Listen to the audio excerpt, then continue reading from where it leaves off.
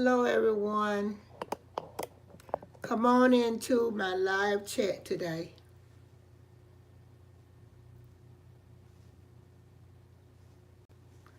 Come on in. You could tell by the topic what today's video is going to be about. So I'm going to take my time on this video because there's so much been going on. As you know, we've had hurricanes back to back, and there's a lot been going on, the things that I want to cover in this video. So come on in, press the thumbs up button on your way in. I would really appreciate it. Well, you guys, I've been going through a lot. If feelings and emotions could be felt on a video as one would be talking in a live, you would say, how could she do it? Really? Well, first thing I want to say is thank you for all your concerns. I tried to keep you posted of what was going on in the hurricane. I wasn't affected so much with Hurricane Helena, but Milton was something else. It affected us. I showed some shorts on the damage, but I didn't show everything. And also, I did a live, and you couldn't see me. It was dark in there because all the power was out. As you can see, I have power now. So it's been a long road. I guess I look tired. I am tired. I look just like I feel. I'm tired. So we were out power for 3 days. I lost all my food. Hello, come on, everybody. Just come on in, honey. Hello, Natalie. Just come on in, and I'll keep talking, but I see you, okay?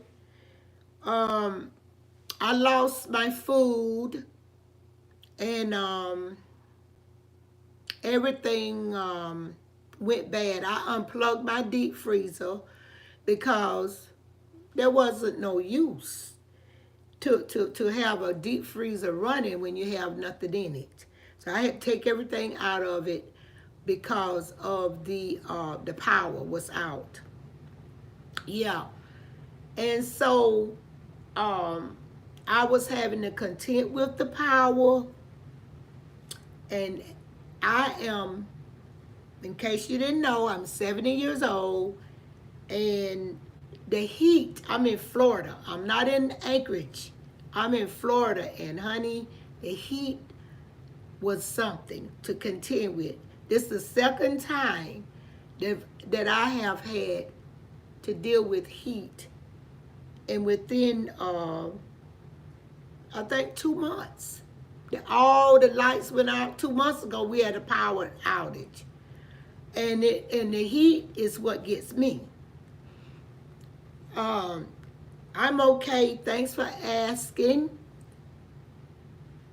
But the effects from it was like, I've never heard nothing like that in my life. You know, never heard nothing like that where wind could actually, you could hear the wind, and you could hear the things, and you could hear it all around you. Now, I had been asked, like I told you guys, by my daughter, way 2 days before to come come to her house, and it's like an hour from here. But I want the comfort of my own home, so I didn't. I declined. I declined everybody. I got people reaching out to come over here, and I declined. When you get settled, set in your own ways and stuff, you kind of like you don't want to go anywhere. Okay, I go to I'm trying to find this on my if you could write it down because I can't get to it here. It's Cash App, This Old Lady Talk, or Cash App, Cash to Meek, MEAK. If you look on another video of mine, go to another video, or you go to my channel, and you should see the Cash App on the video, because I was trying to get to you guys on my computer that I usually do my videos, my lives on it. It coming on, but it's saying that my microphone is not working on here for some reason. It's showing that it's working, but I had everything for you to donate. It was in the description box. I will put it on this one as well, because I don't know if they upload it in the but I will put it again. It's Cash App, This Old Lady Talk. See, I can't forget to put in my password. I don't know how. I don't.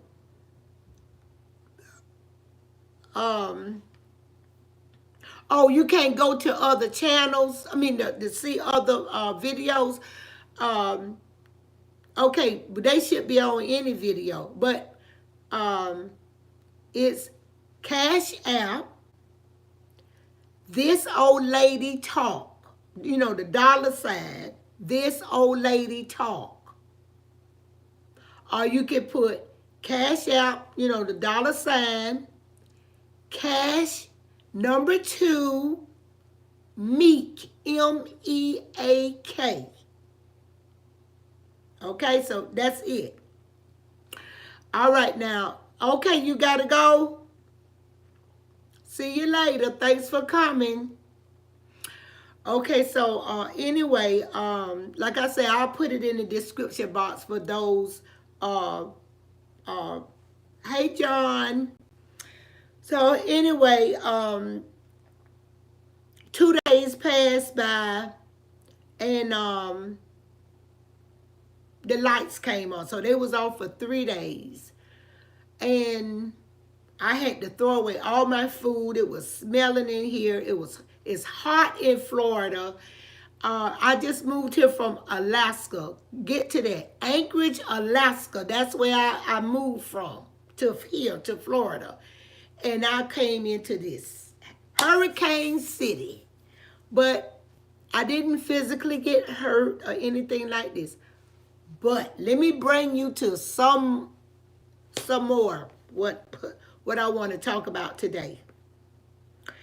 It's abuse. In case you don't know it, I am an author. I wrote my first novel of a series that I am, it's called Uninvited Guests. Now, I am offering uninvited guests via PDF in your email for all my subscribers. All you got to do is go to my website, MySpaceInYourPlaces with an S.com, and you will see my email and all the information. And if you request and just say, I want it, I will send it to you via what you call at a small price for subscribers. Very, very, very small. That'll be a way you could donate. You know, you could donate by buying a PDF, uh, and then you can hear about the story that I'm getting ready to tell right now. Just a little short bit of it, because something happened kind of related to this story. Okay, abuse. The title of this is Being Abused Silently, Silently Abused. Well, I guess you say, what you mean by uh, silently abused?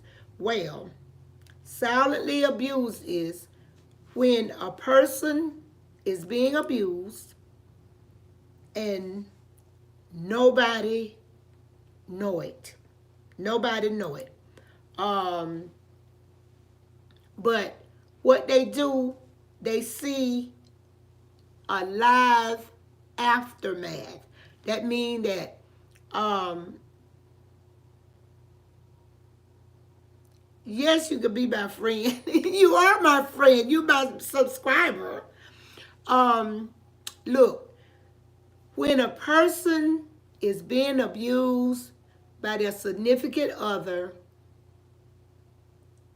and you never hear them screaming or anything like that, all you do is hear them. You see black eyes, busted lip. You see teeth knocked out. Let me see if I can get this up.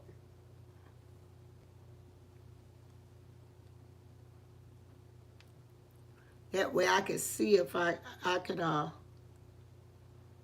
see what y'all saying.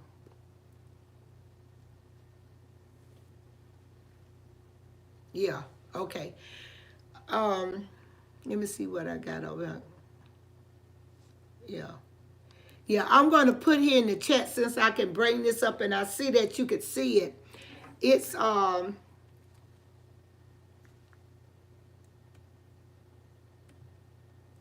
okay.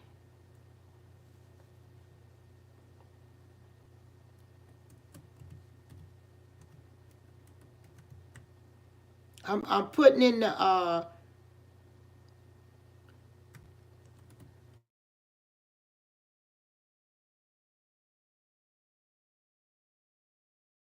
what they called me when I'm this old lady talk. Okay, you guys, I put it in the description box. I put um how you can give. Someone asked me how can they donate. And I said donate cash out. And another thing, if you would like to donate and then receive a PDF in your email about my book. It's a short read. It's only 100 pages just for, I will send you just the story. I won't send all the inserts and the covers and all that stuff. I will send it to you, the just the PDF of the story. So you'll get the story, the hardcore story of me and how I survived this long drawn out life incident that happened to me. I was a victim. I am a survivor, and I was a victim of abuse. I survived a murder attempt, and the perpetrator, which was my husband at the time, he committed suicide. But and I survived, and I finally wrote the book after so many years of trying to do it under lots of therapy and meditation. I finally got it completed. So that's the first book of the series that I'm going to be doing. And you can get it, like I say, come into your email address by PDF file. You read the whole story. It's unbelievably real. It's a true story. Okay, you guys, look here. What you say? What do I mean by silently uh, being abused silently, suffering in silence, that's when you taking the beatings and all of these things, but you don't hear anything. Nobody hear you screaming. Nobody hear the police being called. Nobody hear none of this. All they do is see you with dark shades on, busted lips. That's every now and then. Because usually when you're doing this, you stay home and you heal yourself up before you go out. Suffering in silence is a lot. And a lot reason why you suffer in silence, 9 times out of 10 you have children. And when you have children, you don't want to involve the law. Because once you involve the law, here come what you call defects. Children protective services, they're going to be involved. So you take the beatings and all this stuff in silence. You don't scream, you don't holler. As for me, I remember being abused and being beaten, and he would tell me that I better shut up. Yes, tell me to shut up, be quiet, and then you don't say a word. And choke you almost to death where you can't say a word. And once a victim start to scream, it's no more silent. When they start to scream or they alert, finally tell the children, if you hear mommy screaming, call the police. That is your first open cry for help. And usually when that happens, the abuser know that he's on alert, that people gonna be watching him. That's number one. Once the law is involved, the perpetrator knows that they're on the watch. They know, the children also know that their daddy, boyfriend, mama, boyfriend, their own father is under watch by me. Those kids, they're gonna watch everything that go on in the relationship.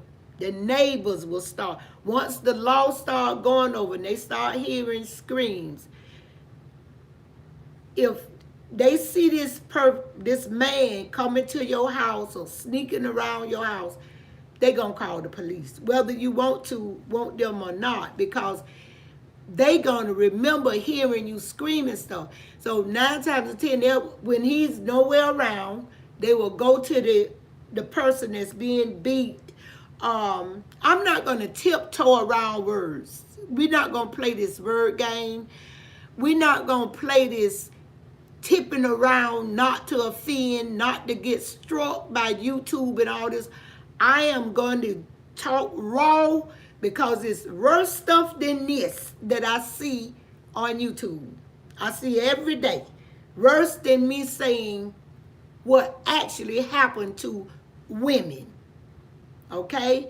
And some men that get abused. Some men. But the rate of a man being beaten like that with a fist and all that is kind of rare to a woman, as if to a female. But it happens. I'm not going to miss the fact that men can't be abused as well. From what I hear and see on different channels, yes, they can. And so when the person starts to sound the alarm, it's no more in silence. But let me tell you this right here. So many abusers have an underlying problem. that they suspect the spouse know, and sometimes, like in many cases I have seen on the news, where the wife was going to work and the man walked up to her while on and shot her in her head. Then you go like, why? Okay, later on in the story, you find out the man was doing something that he did not want the wife to reveal to the public. Okay, and sometimes it's DL acts or whatever. That's why they tell you, when you are dealing in anything like that, if you suspect your husband is a DL, and do not, just keep it quiet. If you didn't keep all them licks and beatings all upside your head quiet, keep that quiet.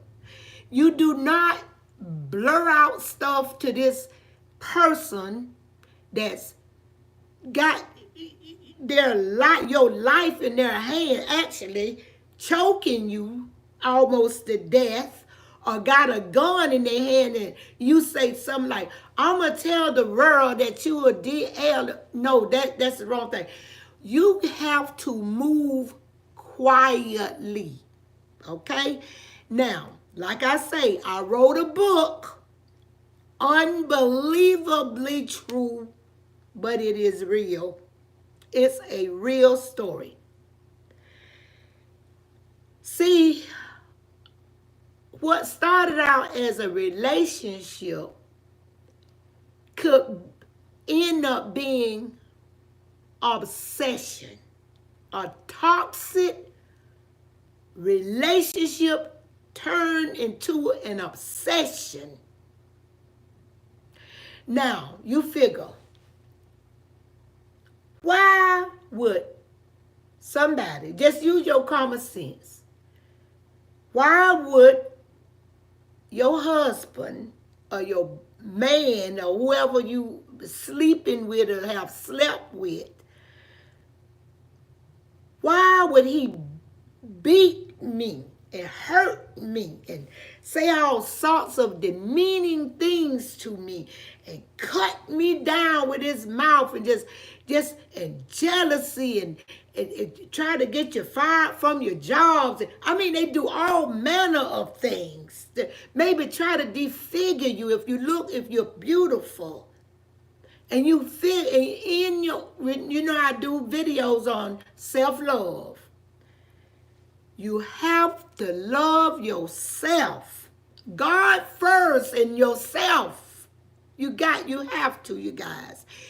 When you don't love yourself like God love you, your mother, if you have a loving mother. I can't even say mother, because now you hear things that we didn't hear back in the day. We hear some of everything now. Everything is out in the open.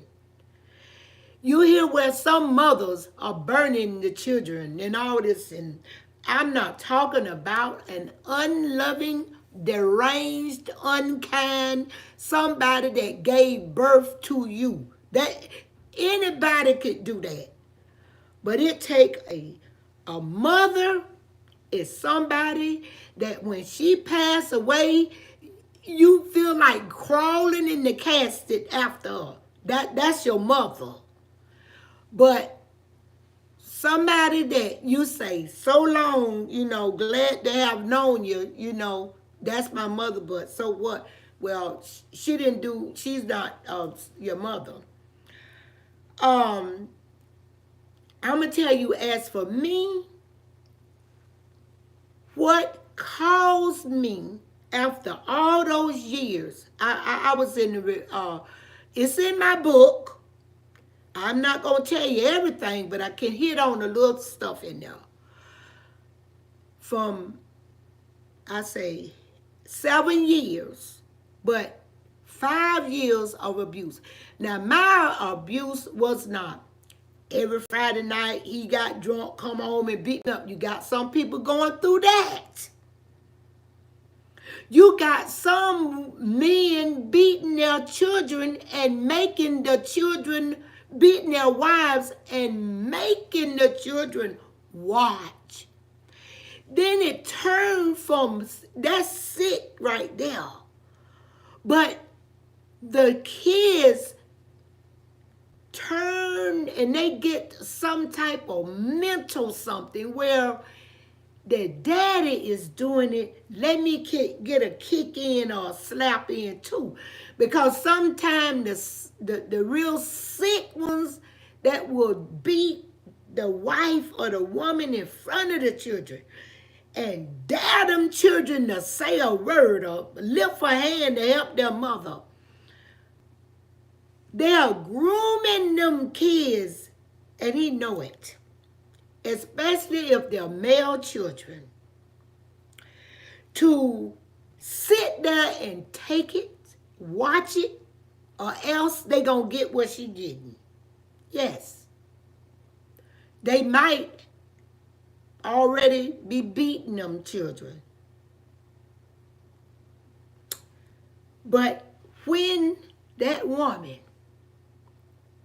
somehow or another, she know that if her children are watching her and doing everything that the husband is telling them to do, far as inflicting harm on their mother, she know being a mother that it's not her children. They doing the same thing that she was doing for survival. Because you go into a survival mode. Okay? So you got women, you have women that are being beaten, kicked, and beat like punching bags just because. And making the boys watch. Now you got something like that. And you even got some that will tell the boys to tell the mom to shut up and all kinds. I saw that on a channel, on a story on Oprah. The woman was telling the story, and then he was shooting the video. The son was shooting the video. Then you got so many women, in this world that are staying in the abusive relationship because their whole brain done been twisted.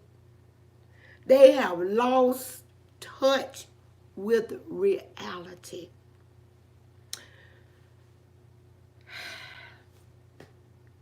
They can't discern, they can't tell. At this point, they don't know love from abuse. I tell you. But when there is an awakening of the mind and in the heart, and your children start to be affected, whether they are being made to watch, whether they're being made to call the cops for the mother, whether they running for their own life, whatever, whenever a mother see. Now this is what I say, a mother. When she sees that her children are being affected by the actions of an abuser toward her, that's when there's no more silence. They break the silence because of the children. Because in her heart she says, this is it. This is it. In my case, I have this in the book. You will see what caused me to break. Yeah. Because there's a breaking point. At some point, when you feel like you just cannot get away, you can't escape. Oh, and can you even imagine the women that live way out in the woods, way off on 30 and 40 acres of land, with a drunken abuser, with children just as abusive toward her as her husband? Can you imagine that there are women that hey honey, that there are women that are on their land running around for their life and their husband running after them in a pickup truck? Yes, women.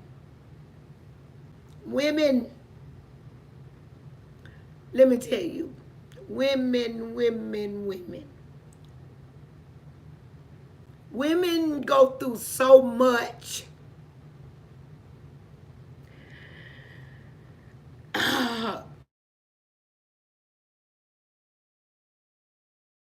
So much pain because God made us the weaker sex. The only way a woman can really defend herself against a man, she gonna have to do something to stop it other than using her hands. If you catch my drift. Because a man against a woman don't usually a woman against a man don't usually turn out too good. So you gonna have to, before it get like that, you're gonna have to leave. And when it gets to be an obsession, I'm gonna tell you what happened. When you can know that you're in trouble. Say you did get away from him. And you managed to escape. You thinking that you managed to escape. But he see you. He is obsessed. All he lay and think about is you. Number one, he thinking that you're telling somebody. He thinking that he can hear in his mind you're laughing at him. That'd be the first thing they say. Oh, you laughing at me. Oh, you just run around with your girlfriends and you're talking about me. Uh-huh. It's always about them. And I feel real sorry for the women that has an abuser that is on drugs or alcohol. Can you imagine? Can you imagine a fist of a man standing over you 6 feet or over, weighing in about 200 or 300 pounds, and you a little bitty woman? Stringing you around like a rag doll, and then have the nerve to tell you to shut up. When he beating you now, he gonna tell you to shut up and draw his hand back at you for you to shut up. He wanna beat you in silence where you can't say nothing. Now I can tell you this a little bit. Something happened to me. You get at a point before you wake up till you defend your abuser. You start to actually defend them. You take up for them. You protect them. Honey, it's a sick cycle, a circle. There's sickness mentally. And it's easy for you to slip into that because it starts out with, I'm sorry. You know I love you. That's in the beginning of it. And he done beat you, but then you forgive him and he'll wait a little while, a couple of months or so before he do it again, and he'll say, you made me do it. You made me do it. Everything is blamed on you. So you kind of figure, you say, now, what did I do to cause him to do this? You're second guessing yourself. Oh, let me tell you about what happened to me. I want to tell you this. Long time ago, when I was in this relationship, this marriage, one time, okay, my older kids were going to school, but my baby was no, he was in a daycare program, so he wasn't home. Wasn't nobody home. That's when he was strike. Usually when nobody was around me, I was defenseless. I had nobody. I don't know. They want to do something. It's a strength. They be wanting to go out and fool around and cheat, or either they done gone into your bank account and rob you blind, or they done spent the bill money, your mortgage payment, gave it to the side piece, or something that they have done now. But they gonna turn around and beat your brains out because and you haven't done anything. You going to church, going to work, feeding your children, you being a mom. But he got to find something if it ain't but the spaghetti was too salty. Yes. Uh did you talk to the mailman? Do you have something going with the mailman? Or why did you wave at the next door neighbor when I was driving up? Anything. Because he trying to think of something that he can beat your brains out about. Anything he come up. Well, what happened to me this one incident, mind you, I can't remember what that one was about. But anyway, I took a hit so hard, right up in here, till it ruptured my sinuses. It ruptured my sinuses and fractured my nose. My eyes were puffed up and black and swollen. I couldn't breathe out of my nose. You can forget that I couldn't breathe. So then I didn't know the damage he had done, but I remember and I could actually hear in my brain the lick. It sounded like a ton of bricks had fallen on my head. Like, doom, like that. And I remember waking up, I was under the bed. Like this part of me was underneath my bed. Yeah. And what woke me up, because he knocked me out, I heard the sound like shh, shh, shh, shh. And I kind of pulled myself from up underneath the bed, because I was right underneath the bed, you know. But when I saw him and I could hear this come out his mouth, he was getting ready to leave, honey. He was running like a wimp. Then he thinking he done killed his wife and he was finna leave me for dead. And I had 3 children. And he was finna leave their mama for dead. He says, to himself now, he had his back turned. He says, "Oh my Lord, I've done it this time. I've killed her." Yeah, I heard him say that. He said, "I've killed her this time. For real, I've killed my wife." And when I heard that, I said, "No, I'm not." And he heard me say it. He turned around and he jumped out. He said, "I don't care what you do to me, but I got to take you to the hospital. They're going to put me in prison. I don't care, but you need to go to the hospital." I didn't know how bad I looked. I hadn't looked in no mirror, but I knew I couldn't breathe. And I knew my head felt like it was in a vice. But he was begging me for me to allow him to go to the hospital. And me being so mentally distraught until I didn't know right from wrong when it come down to my husband. I said to him, no, don't leave me.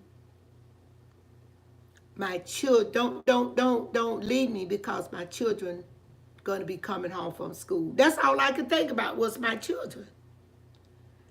And I say, you got to help me, because I don't want my children to see me like this. I did not want my children to see me like that. No, I didn't. And I did not want to be in the house by myself, having to depend on my children to take care of me. And on top of that, to tell my family. Because if my brother would have found this, I know telling what would have happened. Because during this time, all of my relatives were alive. Now, it was 12 of us. All of them was alive, and there's only 4 of us alive today. And I'm the baby, and I'm 70. And I knew if my family found out, he was going to go to jail, prison, or my brothers would have got together, probably got somebody, they would have did it. You know, nobody would want to see their sister being beaten. Or nobody like that. Nobody.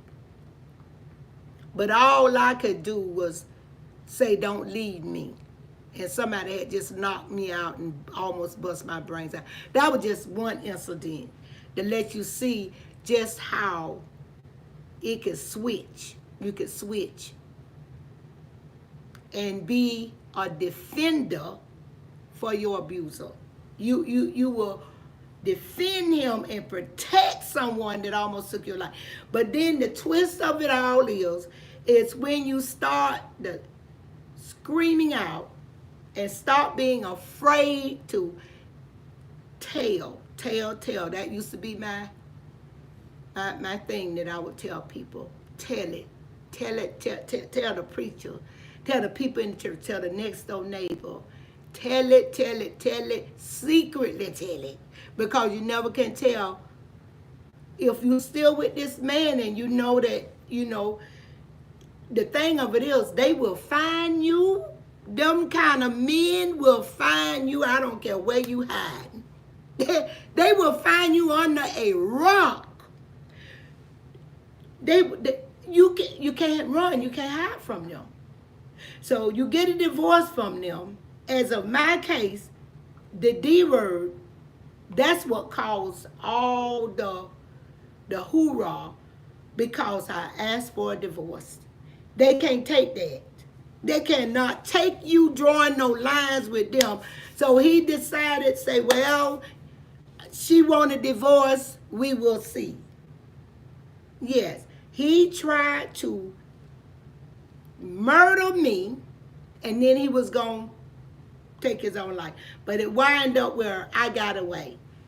It's in my book in PFD form, and I send it to you in the email to my subscribers for just a real low fee.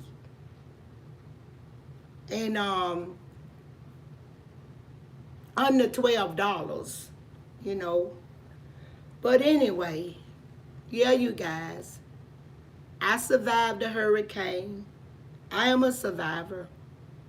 And something happened in my own family. And it hurt me so bad, because I almost could relive what happened to me when I was young. I know what it is to be abused, survive when someone tried to take your life. I know what it is to defend the one that's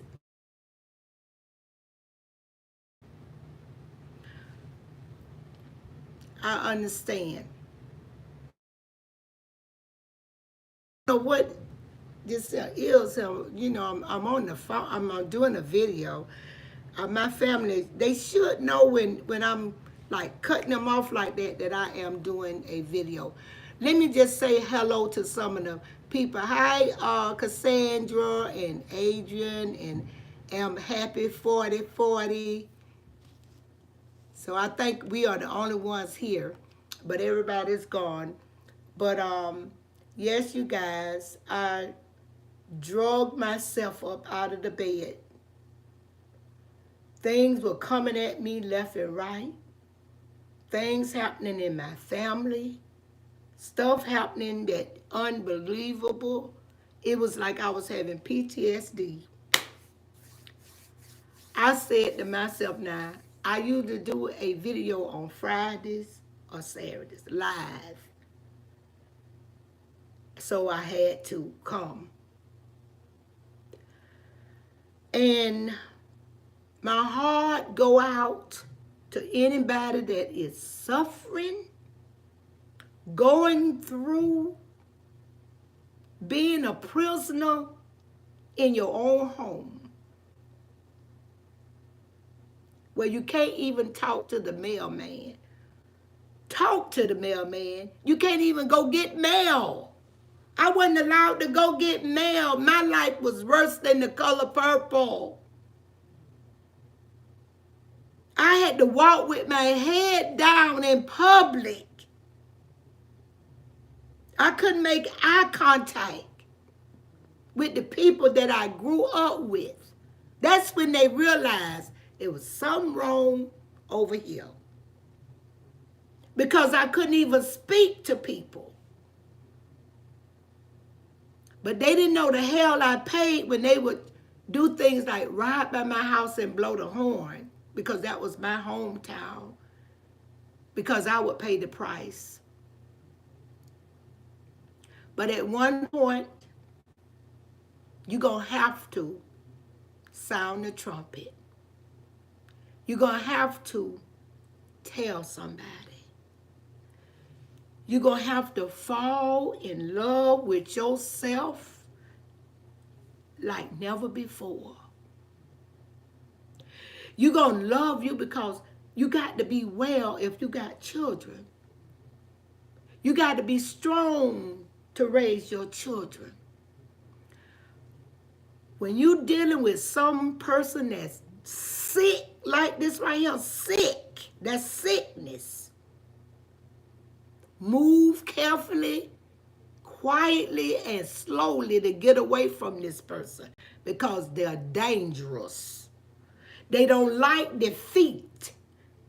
No. They don't like defeat. They will go to prison for life just to shut you up. If they even feel that you might tell anybody what you live through. Yeah. I couldn't even pray in my house. We would have to sneak and pray. So even for those that have freedom to pray and reach your hands up in your house, you're blessed. All right, you guys. Like I said, if you want a copy of my novel, The Uninvited Guest, the reason why I named it that, because the person that I let into my life was an uninvited guest at a luau party that I was giving for some cousins. And just so happened, that person wanted to be the perpetrator that almost took my life. Thank you all for joining me this evening. And don't forget to give me a thumbs up on my video. Subscribe to my channel if you have not done it already. And get a copy of my book via email, PDF. Just let me know upon request that you want it. Okay? Love you guys, and talk to you on the next video. Take care of yourself, and remember to Love yourself first. Don't wait for someone else to. Bye-bye. Okay.